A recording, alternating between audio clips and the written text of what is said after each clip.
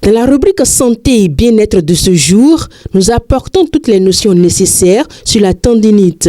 C'est une inflammation ou une irritation d'un tendon, les fibres qui relient les muscles aux os. Elle survient généralement à la suite de mouvements répétitifs ou d'une surutilisation des muscles, en particulier lors d'activités physiques intenses. Cette condition peut toucher plusieurs parties du corps, mais elle est fréquemment observée au niveau des épaules, des coudes, des poignets, des genoux et des chevilles. Bien que la tendinite soit associée aux athlètes, elle peut affecter toute personne effectuant des gestes répétitifs dans le cadre de son travail ou de ses activités quotidiennes.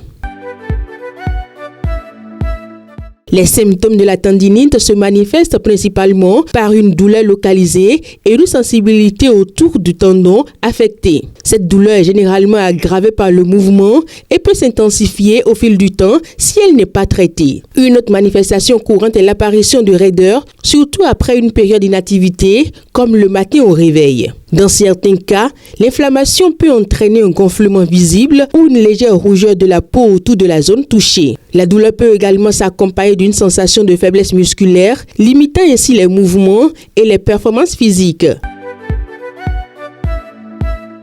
La principale cause de la tendinite est la surutilisation d'un tendon, souvent due à des mouvements répétitifs. Les sportifs sont particulièrement exposés, notamment ceux pratiquant des sports nécessitant des gestes précis et répétés comme le tennis, le golf ou la course à pied. Toutefois, certaines professions manuelles peuvent également favoriser l'apparition de la tendinite en raison de gestes répétés ou de postures inadéquates. D'autres facteurs peuvent aussi contribuer, tels que le vieillissement qui rend les tendons plus fragiles ou encore des anomalies atomiques qui augmentent le stress sur certaines parties du corps. Le traitement de la tendinite repose sur plusieurs approches. Le repos est essentiel pour permettre au tendon de guérir. Il est recommandé de cesser ou de réduire l'activité qui a causé l'inflammation. L'application de glace sur la zone touchée peut également réduire la douleur et l'enflure. Dans certains cas, des anti-inflammatoires non stéroïdiens peuvent être prescrits pour diminuer l'inflammation. La chimiothérapie est souvent indiquée pour renforcer les muscles autour du tendon et prévenir les récidivismes. Dans les cas plus graves ou persistants, une intervention chirurgicale peut être envisagée pour réparer les dommages tendineux.